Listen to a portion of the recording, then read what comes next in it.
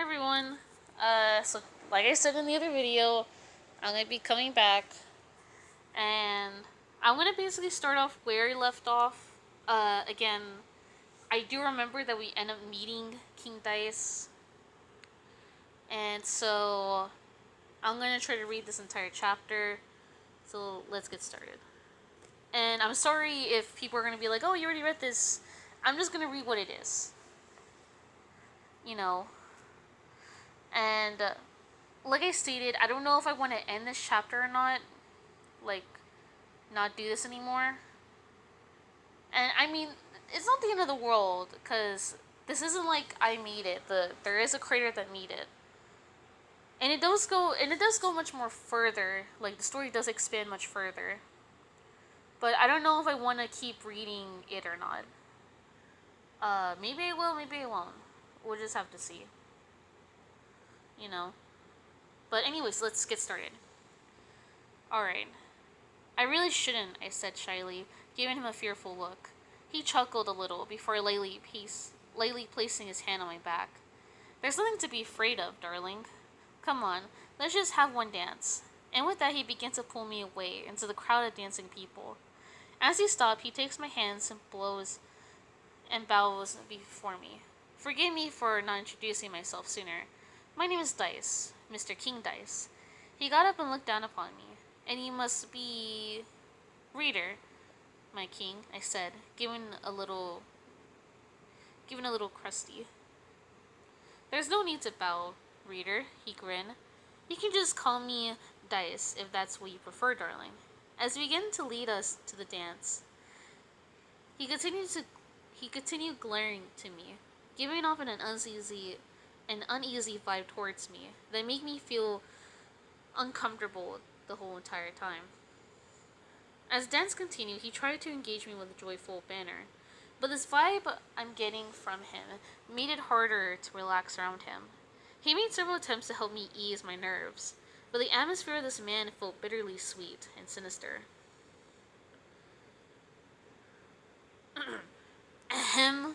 A sudden familiar voice barged into the conversation, making Dice and I turn and look at the man. King Dice's expression instantly fell as mine lit up. Oh, Cuphead, he explained with a dark tone, lowering his eyebrows.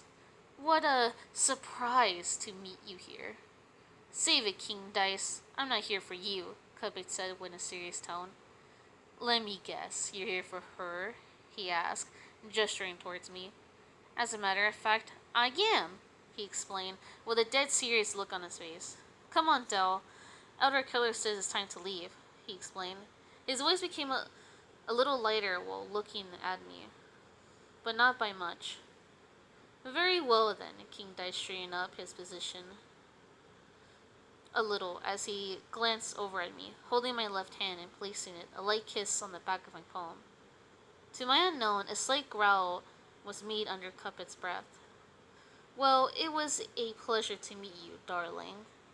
Almost as soon as I was about to say something in return, he let go of my hand and Cuphead immediately grabbed onto it, holding it firm in his, as he gently, by force, pulled me away from Dice, and out through the crowd. The sudden push almost made me fall forward, stumbling a little as he waved our way through everyone. Cuphead, what's wrong? I asked, noticing the unpleasing frown on his face.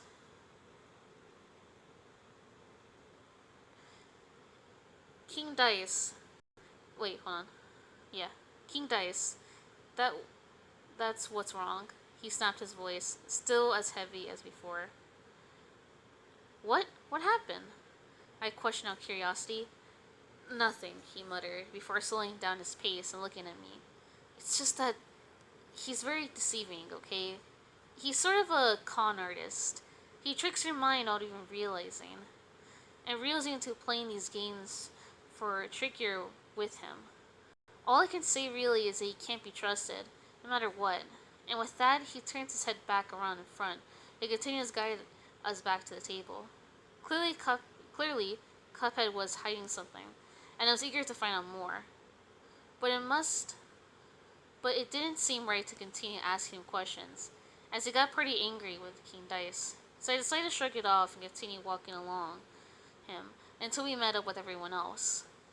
Eventually, the four of us bade our farewells to everyone as we left the restaurant, feeling exhausted. The walk back home was pleased, at least. The stars were out, the moon shined brightly, and the empty atmosphere of Inkwell Isles was a little joy to see. It felt surreal, seeing how just different the Isles were at various times of the day. While the sun was out, dozens of civilians, would wander about in every direction. But at night, it was empty, as a ghost town leaving you, with nothing but the pretty sight of the buildings and your own thoughts. Alright, so we actually got this chapter pretty quickly. Now I'm curious, Jesus. But yeah. Again, I don't know if I want to continue with this, but yeah, we finished the chapter, and I think this is chapter 8. Sorry, part 2. So we go to chapter 9. I'm gonna actually try to read much more faster now, because I don't want to be like, part 2, part 3, part 4. But I hope you like this video, and have a great day. Bye!